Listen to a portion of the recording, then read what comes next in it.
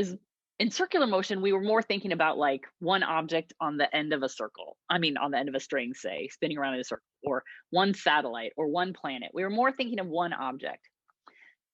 Now, we may in this chapter think about collections of objects like the solar system. We could think about all the planets orbiting around the sun and talk about their, we can also talk about their angular momentum or angular velocity, angular acceleration. Um, but we also now in this chapter can talk about this. We can talk about the rotation of a solid object. And one of the reasons that we need the angular quantities is that there is something, and it's the omega. In terms of velocity, the omega is the angular velocity. The omega is the same for every point along this wheel at any given moment. Omega is the same. So omega is the same whether I'm looking at this point out here on the very tip, or whether I'm looking at a point inside here where I'm putting my finger on the patterned part of the wheel. Omega is the same for those two at any given moment in time and for any point on the wheel. So that's the whole reason we need to introduce the omega. The V is not. Remember that V equals R omega. So if V equals R omega, as the R increases, the V increases. So let's say this makes one revolution in 1 second. To get all the way around 2 pi r, to get all the way around 2 pi r is longer, a longer distance if the r is bigger. So the farther out it is, the faster it has to go to get around in the same amount of time. But the omega takes that into account. The omega is the same. There is something about the rotation of this wheel that stays the same because all the points, it's a rigid object, all the points stay fixed relative to each other. So they all must move at the same something. And that something is the angular velocity, which is the omega. And now we know that it also will have also the same alpha, the same angular acceleration. And it may not have the same tangential acceleration because again, that's the r alpha. Yes, r times alpha is tangential acceleration in the same way that r times omega is the velocity. So the angular quantities stay. Yes, you can pin the video if you need to. That's right. Somebody's talking in chat. That's also helpful if I'm not big enough. If speaker view doesn't work, there's also a like. If you hover over that, you can pin the video. Is another way to make it bigger. Okay, so that's that. I could have all said all that on Wednesday. The new thing today, I was talking about. We just did position, velocity, acceleration. In the translational, that was x, v, a. And then from Wednesday, the angular quantities, that's theta, omega, alpha. Every quantity that you learned in the first 9 weeks of class, every quantity has a rotational analog. Today, I'm going to talk about 2 more. And the first one is that a quantity called torque is the rotational analog of force. And it actually turns out to have force in part of the definition of it. Just like the V equals R omega, you could rewrite that omega equals V over R. So you could say it has the V in it. It matters. It turns out I have a different one. This wheel's smaller, but I was able to, the other one doesn't have any point for me to tie onto it, but this one has a point for me to tie onto it. So I just put a string so I could show directions like with tension. And then of course I tangle it up. So force is not sufficient. So let's say I'm leaving the string, sorry, I'm looking so you can see. Let's say I leave the string so that it's at the bottom of the wheel and I'm gonna pull straight down. That will not cause a rotation, no matter how hard I pull. If it's going down and I pull down, I can pull it off, but it will not cause a rotation. However, if I took the same force and I exerted it at a different angle, other than straight down, so it's another quantity that involves angles. So if I took the same force and exerted it, say, to the side, then I can cause it to rotate. I don't know why I keep pulling it off today. I wasn't earlier. So I'm just going to tie it on, see if I can tie it on tighter. So the string is at the bottom, and if I pull sideways, then I can cause the disc to rotate. So force alone is no longer the thing. The torque is going to turn out to be, you may have heard, the lever arm distance times the force. So the torque is going to turn out to be Another way to multiply two vectors, another way to multiply a distance is going to turn out to be the radius, is the distance this time. Instead of the path length, it's going to be the radius, and then times the rotation. Torque is a vector. I have talked about, I'm going to make sure I'm facing the same, seeing the same thing that you all see.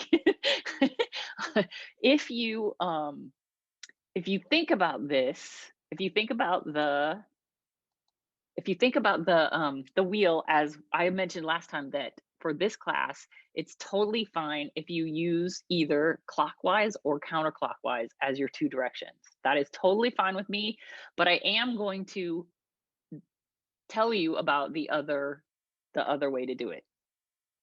Because clockwise and counterclockwise, in terms of like the x direction, the y direction, and the z direction, clockwise and counterclockwise doesn't really tell you that. So this direction would be clockwise, right? Making sure my video is the same as what I think you see is what you see. Yes. So this direction is clockwise. Of course, this direction is counterclockwise. There is something called the right hand rule. And if I wrap my fingers, so this is clockwise, if I wrap my fingers around so that my fingers curl in the same direction as, in this case, I'm talking about clockwise, my thumb, in fact, points the actual direction of the vector. And I will write this down. I see someone doing, there's different, yes, this is the one that goes with torque, and I'll show you that. Yeah, I'll show you that one today too. Yeah. But for right now, if you think, okay, it's rotating in a clockwise direction, or that torque would cause it to rotate in a clockwise direction, then you think that then the actual vector is into the page. If you're doing the standard XYZ, the standard XYZ into the page would actually be negative Z. The standard X, the standard Y, and then the standard Z is out. So if I turn my hand the other way to rotate counterclockwise, then my thumb, I'm contorting, then my thumb points out of the page, or out of the camera, in this case, out of the screen. So out, that would be the plus direction. So if you remember last time I said, hey, it turns out in physics that counterclockwise is the default plus direction. And this is why, because if you curl your fingers in the direction, your thumb points out. Just because Gavin was showing me he already knows the right hand rule, I'm guessing. So it's going to turn out to be that. So I gave the example of when the string was at the bottom and I pulled it, let's see, on you, that is all to the right. That would be, it's going to turn out to be an R cross an F, and your thumb points out. So that would have caused a rotation that was counterclockwise. And so that is the out direction. So the R going down from the center to the point where the force acts, I'm giving you all a preview of torque, and then the force goes this way, would have caused a counterclockwise rotation, which by what we were just saying means the thumb would be out. All right, that's a whole lot of talking. I will write all of that.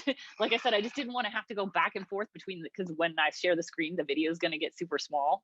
But we can come back to that if we need to. So the first thing, so that's torque. Sorry, let me open up a notebook, share a screen.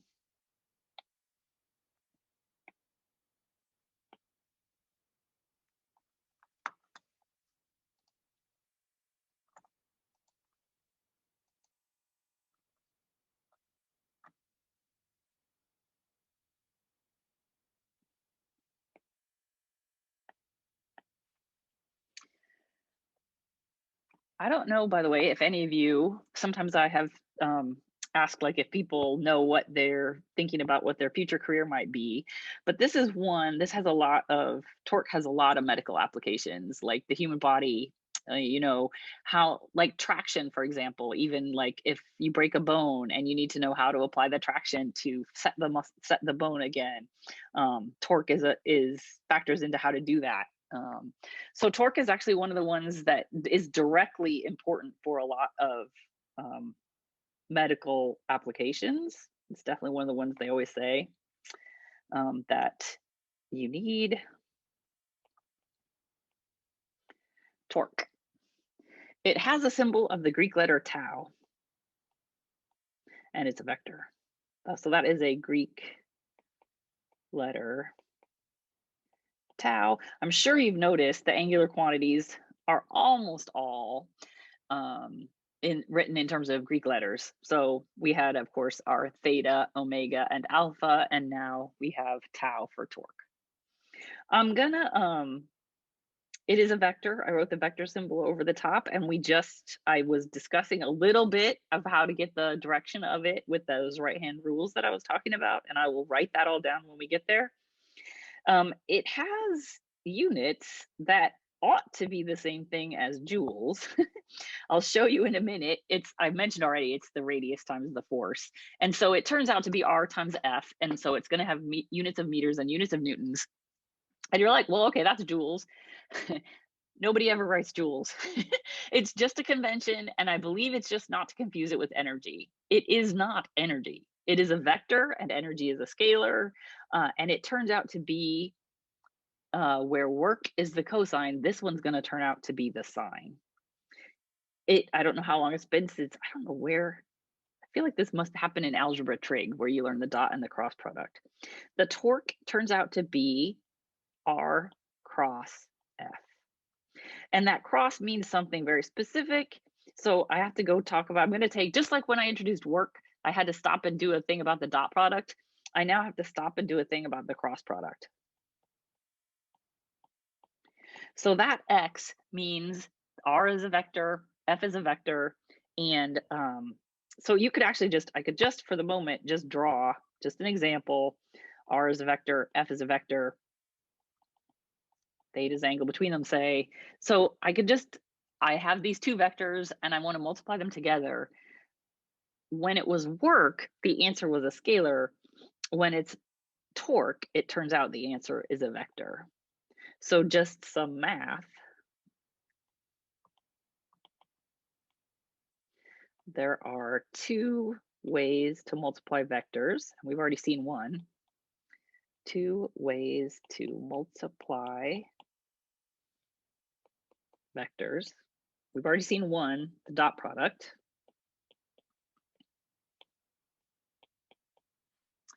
And the example that we had for that is work. Work is equal to F dot the displacement. So that was a dot. That's the dot. You have to use the symbol dot, and it means that the work is a scalar. The result of any dot product is a scalar. The one we're going to learn today is called the cross product, and the result is a vector, which is torque. Cross product, our first example is torque, and torque is defined as R cross F. So that symbol, the X, means this is the cross. So this means that you cannot choose. I know lots of times when we're just writing numbers, people will just write a dot or an X or parentheses, and it all means multiply, and nobody cares which one you use. Here in physics and math, when you're dealing with vectors, it matters. So those two symbols mean totally different kinds of multiplication. The first way, the dot, is what we saw with work, and it means the answer is a scalar. This is a new thing that we're going to introduce today, which, as I was just saying, you probably saw in algebra trig, like the second year of algebra in high school. That's, I think, where they do it. So the torque is R cross F, and this new way of multiplying vectors, and the torque, the result, is a vector. So two ways to multiply vectors. One gives you the answer of a scalar. The other, this one that we're going to learn today, gives you the answer of the vector. So I'm going to do, sticking with still some math, just a generic cross product. It turns out there's not very many cross products in physics, but there are some. And it turns out there are more next semester than this semester. So you'll have to remember this for next semester. It turns out the force due to a magnetic field also is a cross product. So this semester, torque is our only cross product, but next semester, that actually angular momentum. If we have time to do angular momentum is also a cross product. So if we have time to do angular momentum, there's a second cross product this semester. And actually it's just like this one. So I'm going to do it with generic symbols, a C and an A and a B, just so that every time you see one, you'll be able to just replace it.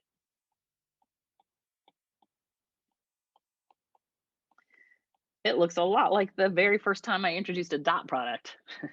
So this time we have to do the magnitude and the direction, because there is a direction, totally separately. So the magnitude of C, magnitude means you put the absolute value symbols on top, or you don't put the vector on top, is the magnitude of A times the magnitude of B times the I guess I actually should, I am tempted, because people earlier today, people were tempted to put minus signs. There should be no minus signs in this part. You get the you figure out the direction from the right hand rule, which I will write in words now. So this one is the sign where the dot product was the cosine. So in terms of that, they don't look that much different. But again, there's this big difference about the fact that this one is a vector and the other one was not. So that was to find the magnitude, and you do magnitudes of each of those numbers. Then to find the direction,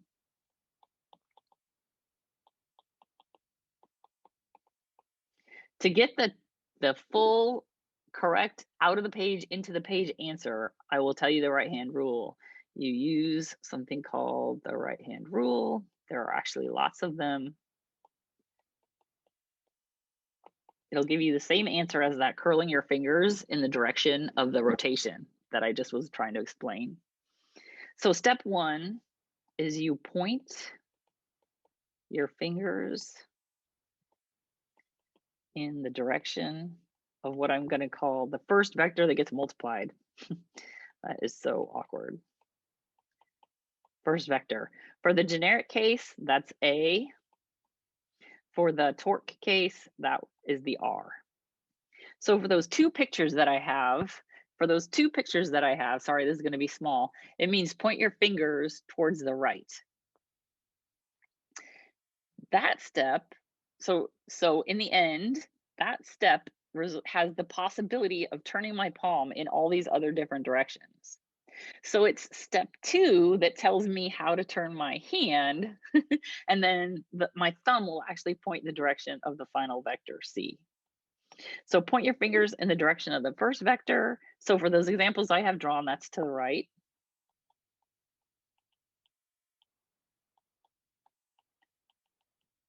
So to the right for the pictures here. And then step two is you turn your hand, which might require turning your whole arm. Maybe rotate is a better word. Is rotate a better word than turn? Rotate your hand or your arm so that you can curl your fingers in the direction of the second vector.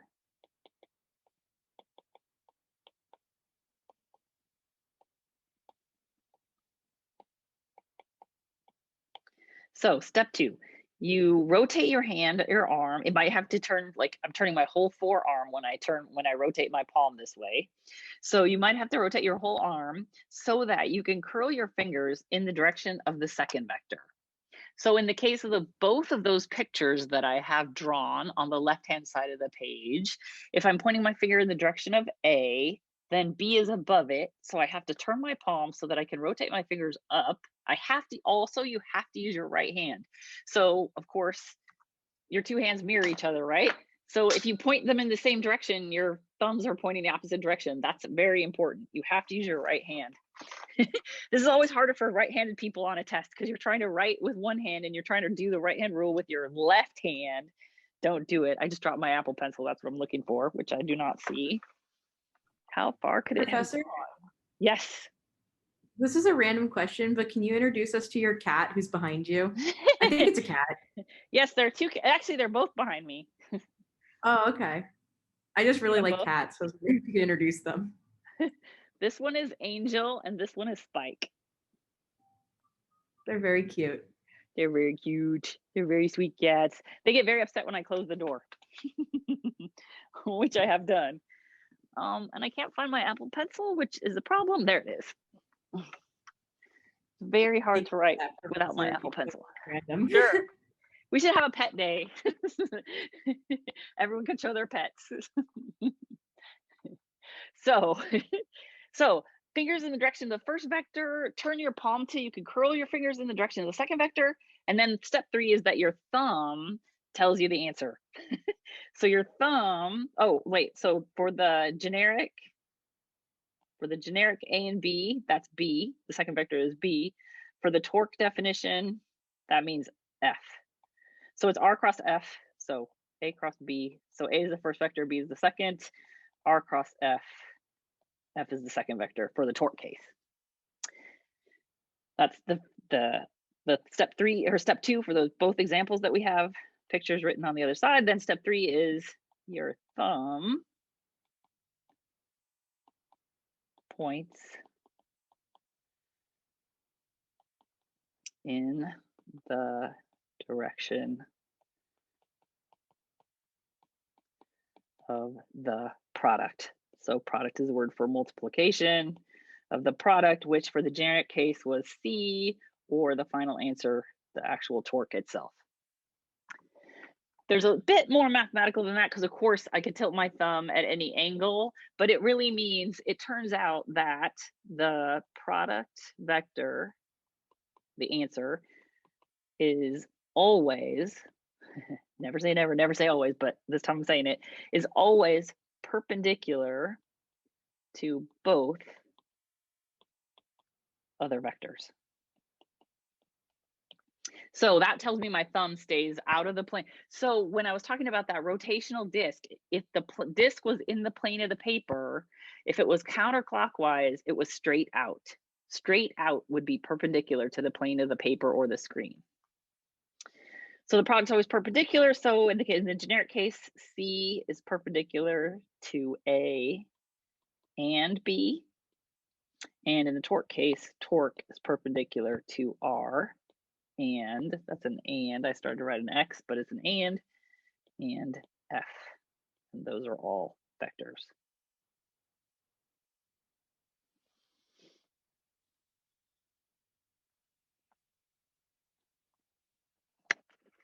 I'm just going to pause and let people catch up, although maybe people had a chance to catch up when I was introducing cats and searching for pencils.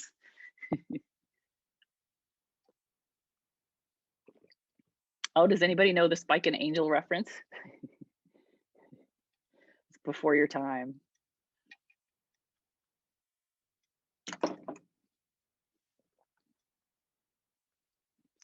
Spike and Angel are from Buffy the Vampire Slayer.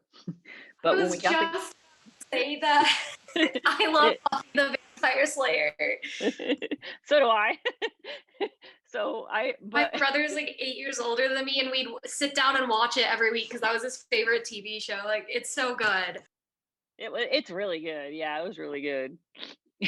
So I feel kind of bad because I, like, in a sense, so when we got the cats, my daughter was like 5, and I think that she thought that Spike and Angel were characters from My Little Pony. She'd be so mad if I told you this. So, like, Spike is the baby dragon in My Little Pony. Not that many of you have ever seen My Little Pony. And Angel was like somebody's little pet bunny, I want to say. So I felt kind of bad because she's never seen Buffy the Vampire Slayer. So those are my cats.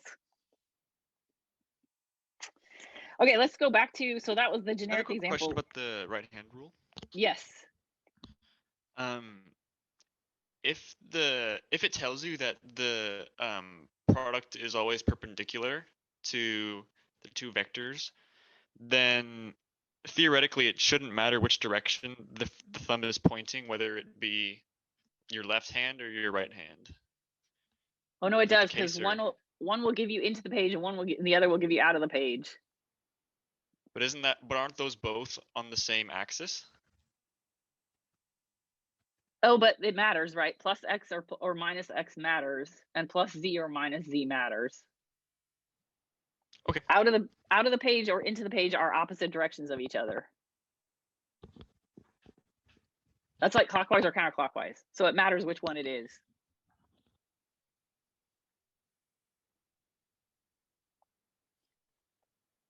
So I pretty much already said the exact same things for torque that we just said. So okay, so all of that was a whole bunch of math. So back to the physics. So back to just torque, which I said I kind of did all at the same time there. Torque is R cross F.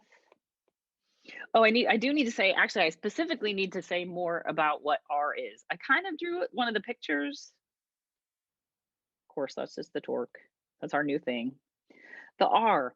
So when we did work, I switched letters on you and I changed it to a D because it very distinctly is not a radius, but this one is. So for all of this chapter, angular quantities, we're thinking of things, even if they're not actually rotating, like there could be a moment where the disk is holding still. There is still an axis of rotation. I was able to hold I was able to hold the axis behind the disk and it still spun around that point. So for everything in this chapter, there is going to be what for lack of a better word, I'm going to call the axis of rotation, which if it's a wheel is like an axle. So R goes from the axis of rotation, which just means the point that it rotates around. So like I said, for that disk I was showing, just the center of the disk. So it goes from the axis of rotation to the point where the force acts. So in that demo I was showing at the beginning of class with the string, I had tied the string onto the very end, like the outside radius of the circle. So there could possibly be different kinds of, I mean, if I were doing this in front of you in a big lecture hall, I would bring in a bicycle wheel and I would tie the string along on one of the spokes. And then I could slide it along the spoke so that R changed as I moved the string out away from the axis of rotation. If you let it actually rotate, that R truly becomes the radius of the circle that point on the wheel would describe. So R is a good choice of letter, is why I didn't change it. So it really is, if the thing actually moves, if it's static, of course, then it's still called R because back in chapter 3 and all the way forward, we used R for the position vector. So you can always put the origin at the axis of rotation and then it's just the regular R. And then, of course, F is just our whatever force. In the case of me tying the string, it would be tension. If it's a solid object if the axis of rotation is not at the center of the object, there could also be a gravitational force. So it's whatever force. And this is the first time that we have to worry about where the force acts. Up to this point, we have never had to worry about where the force acts on the object. And now from this point for torque, you will have to worry about, because you have to know the distance, you have to know how far the force acts from the axis of rotation so that you can figure out what R is. So if I was using my disk, we can do a quick example.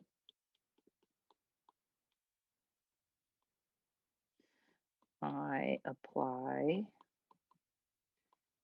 a force of 10 newtons, and I'm going to change the direction in each one of these. I'm going to draw a different picture. I'm going to do like A, B, C, D and draw a different picture for each one.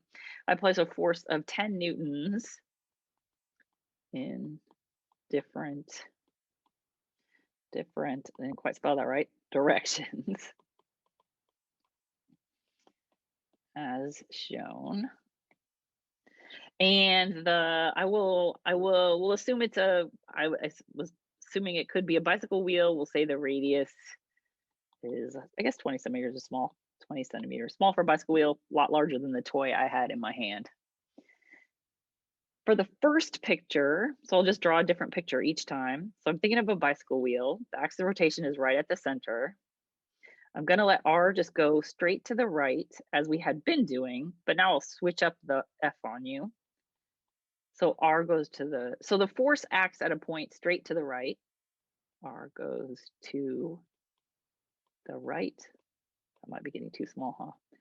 F is my 10 newtons, and it goes, in this example, it goes straight down. All right, I'll give you all a minute, see if you can use what we just learned about the cross product to figure out what the number is for that one. And the direction too, you can practice the right hand rule. See if you can figure out the magnitude and the direction of that one.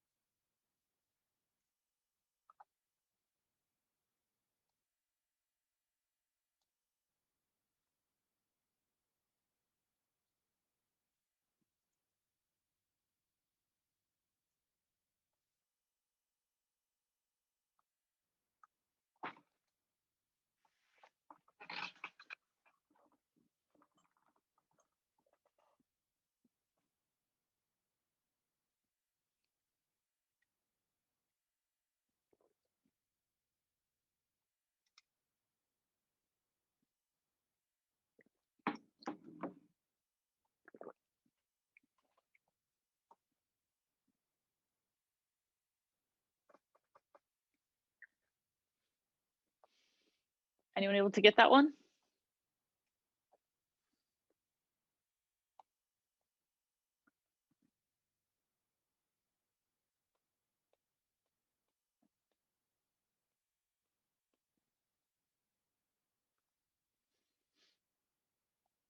To get the magnitude, I just plug it into this, RF sine theta. And, oh, did I say the radius? Did I ever say that? Yeah, 20 centimeters. The radius is 20 centimeters. That'd be 0.2 meters. The force is 10 newtons. And anybody know that angle? What's the angle between R and F for that picture? 2 meters times newtons. Yes, I agree. I don't quite agree on the direction. Switch back to blue. You could sort of imagine, you can always imagine extending the R. And then if the one is straight to the right and the one is straight down, that means the angle between them must be 90 degrees. So sine of 90, so when the force is perpendicular, that is actually the maximum torque you can get. So the sine of 90 is 1, and that's the maximum. So you end up getting 0.2 times 10 times 1, so it's just 2 meters times newtons. That is the magnitude. Then to get the direction, you have to use the right-hand rule. So point your fingers so that they go towards the R, which is to the right. Then turn your hand, it was actually in the right way in the first place, so that your fingers can go down. And now my thumb is actually going into the paper or into the screen. So 2 meters times newtons into the page. I'm going to say page.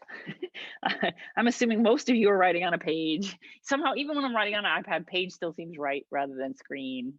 Yes, accidentally, I see in the chat. Yes, if you accidentally use your left hand, we were just talking about how your thumbs are mirrored, so you'll get the opposite sign if you use your left hand. 2 meters newtons into the page. The other way to say that, so if you look at that picture, can you just look at that picture and say, hey, if I did exert that force down on the right, then that would cause it to rotate in the clockwise direction. So you could also say, or you could say clockwise, or you could say negative Z direction. Any of those would be totally okay answers. I can't remember, did I already say this is the same? Lots of people, have you heard this expression, righty tighty, lefty loosey? That's a right hand rule, by the way. So tightening a light, like screwing in a light bulb or tightening a screw, or loosening it being the other way, lefty, then that is actually, that is exactly the sense of what we're doing here. So that R and that F would be like the direction you would want to go to screw in the light bulb. So your thumb is pointing in.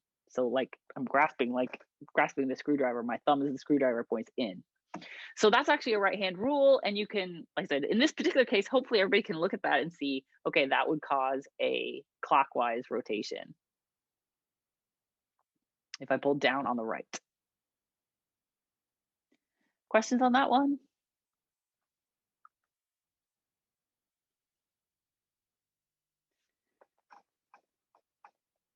All right, here's one that might be tricky. What if the force also goes straight to the right? So what if R goes to, so what if I attach it to the right side? So part B. What if I have R go to the right? So I'm, which is where I'm exerting the force. So I'm exerting the force. Oh, that's a little bit, looks a little bit, sorry, that's just me drawing wonky. So R goes to the right and the force is also 10 newtons to the right. In that case, what is the torque?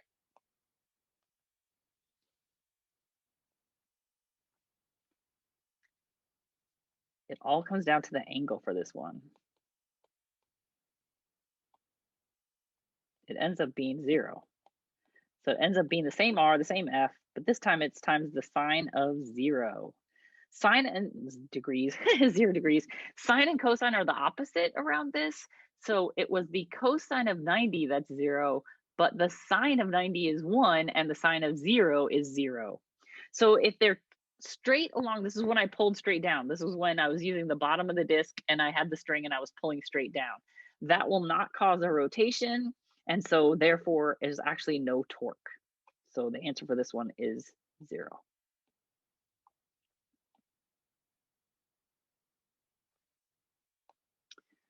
That's kind of a cool special case and useful to know because that does come up occasionally where you have something like that pull straight down and then it doesn't do anything. Part C.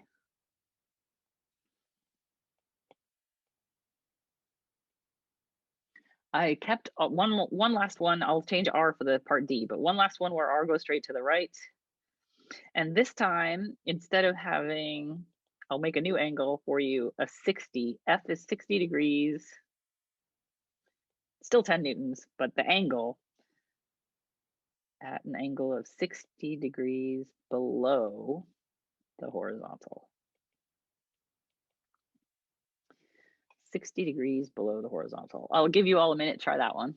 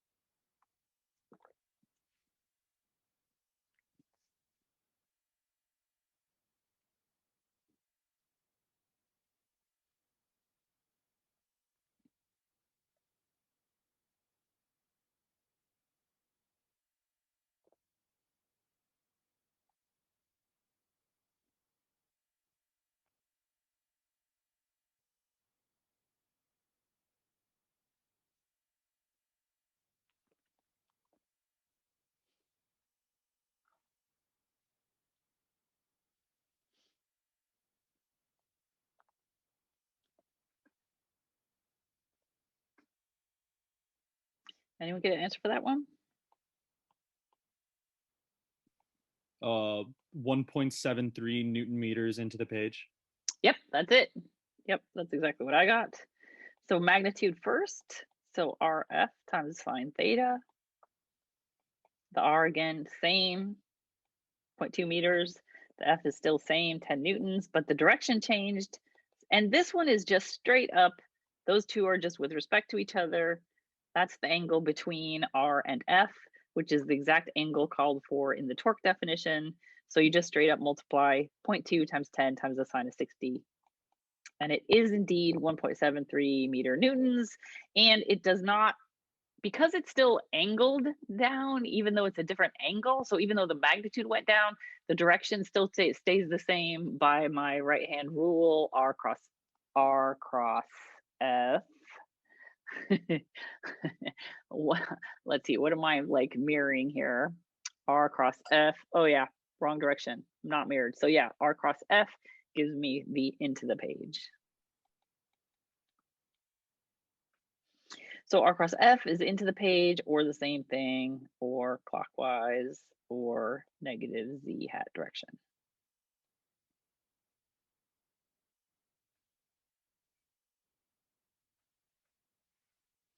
Questions on that one?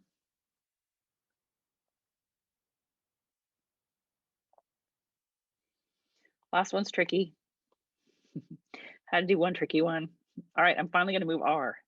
So this time I'm going to let R, actually I want to redraw that because that doesn't look, that could be a 45, so you can't tell which, I want to make sure you can tell which one is the big angle.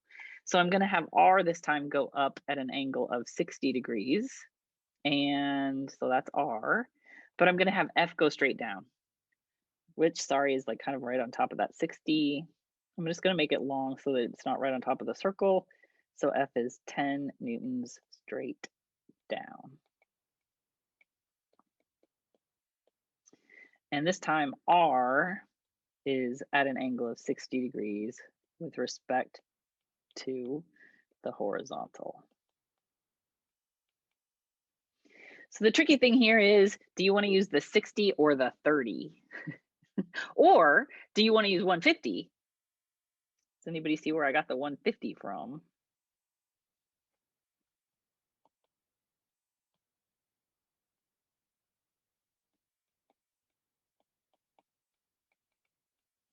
In some sense, the 150 might be the most straightforward, because if you think of R extending R, then it would go that direction. And then you would probably want to use this angle. And that angle turns out to be 150. If this one is 60, that means this one has to be 90 minus 60. So this little one in here is 30. So it turns out that, oops, turns out that both of those should give you the same answer. Turns out that whether you use torque equals 0.2 meters times 10 newtons times the sine of 150, that will also give you 1 meter newton, as will 0.2 meters times 10 newtons times, if you use the little angle inside the triangle, the sine of 30 will also give you 1 meter newton. Why is it not the 60?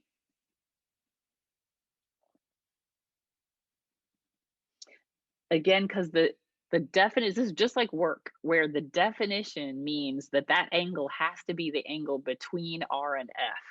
And if F goes straight down and R was given with respect to the horizontal, that's why you have to flip it by minus 90. So if it's 60 with respect to the horizontal, that means it's 30 with respect to the vertical.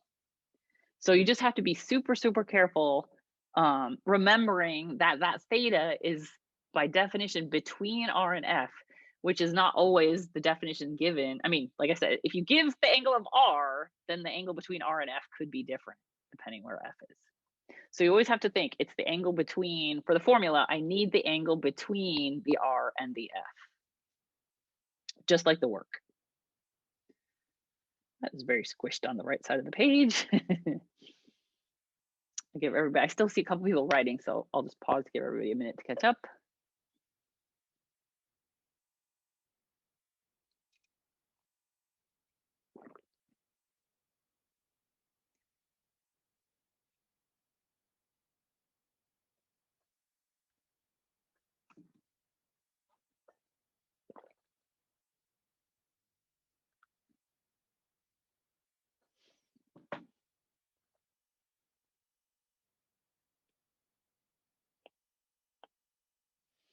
I don't know if I like the rotated pages or not. It sort of uses up more of the video, but I don't necessarily know if that's if that's a good thing. There is, so if I'm making my table, so we now have torque. So torque is like the rotational analog of force. It turns out there is something equivalent that what you could call Newton's second law for rotations. So we had the sum of the forces equals mass times acceleration. It turns out that I can show pretty quickly that the sum of the torques is a new quantity times the angular acceleration. So I can start with this actual second law. Start with the second law, which just says that the sum of the forces equals mass times acceleration. Just like I could do some of the forces in the x or some of the forces in the y, I want to do some of the forces in the tangential direction. The reason, of course, is because I mentioned I'm going to show that it has something to do with the alpha. And we learned last time, we learned on Wednesday that the tangential acceleration is r times alpha. Alpha is the angular acceleration. So to go from some of the forces to some of the torques, I'm actually just going to take the cross. This is kind of weird, but I'm just going to do a cross product thing of both sides. So if I just do r cross some of the forces, that sounds a little weird, but it's true, equals r cross the mass times acceleration. By doing this only in the tangential direction, only because the tangential is just like that picture. Tangential, right, means either this direction or possibly this direction, but those are just a plus or minus sign. So it's either a sine of 90 or a minus a sine of 90. So those are all going to be, the crosses are just going to be sines of 90. So I just get the sum of the torques on this side. So r cross sum of the forces turns out to be some of the, I can move, that's the distributive property, right? Like 3 times the quantity a plus b is the same thing as 3a plus 3b. So I can move the sum, I can pull the sum out. And so the left-hand side just gives me some of the torques. Oh, and this was, I dropped the t's, tangential. The tangential means I can replace, I'll write one more step. Too many things at once. R times a, and I'm replacing a tangential with r alpha. I'm just going to rearrange and get mr squared alpha. This mr squared turns out to be, there's yet another new quantity today. This turns out to be, this is called moment of inertia. And it turns out to be the rotational analog of mass.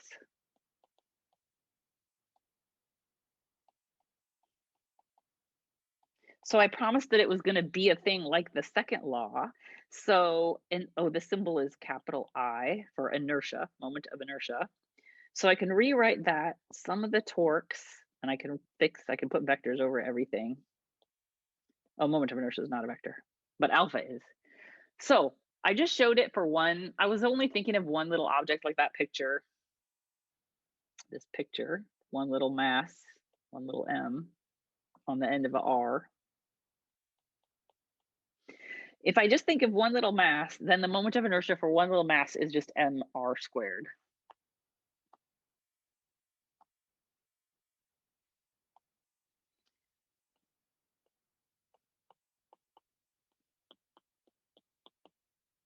Moment of inertia so this is for one point mass, I equals mr squared. For several, it's a sum. So I could repeat that process, but I could have had more than one mass there and I would have just added them all up. For several masses,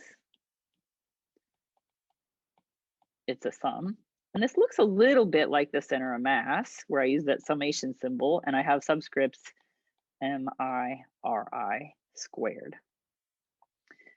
So if I had like an M1 and an M2, and that's an R1 and an R2, then if those two were somehow stuck together, like, I don't know, they're, yeah, it's a little bit of a bizarre scenario. You'll see where I'm leading up to.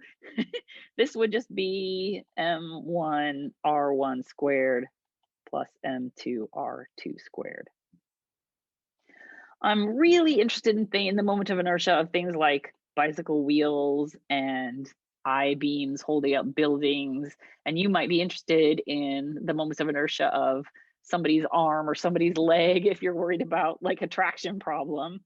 So for solid objects, large solid objects, if you can pretend it's a point particle, then you can pretend it's a point particle. But if it's big, if it's a person, if it's an arm, if it's a planet, it turns out you have to do an integral, or someone has to do an integral. I have to do the integral. It looks like that.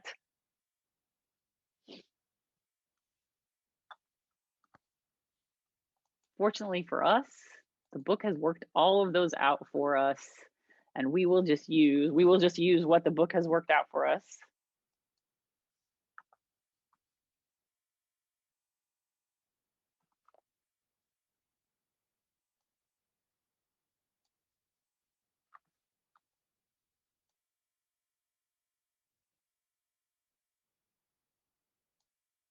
I'm just letting everybody catch up because it's going to take it, because it's going to be huge.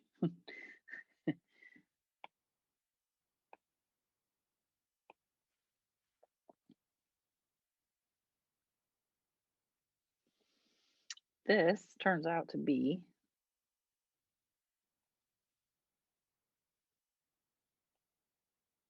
so the book has worked these all out for us. Somebody integrated for us.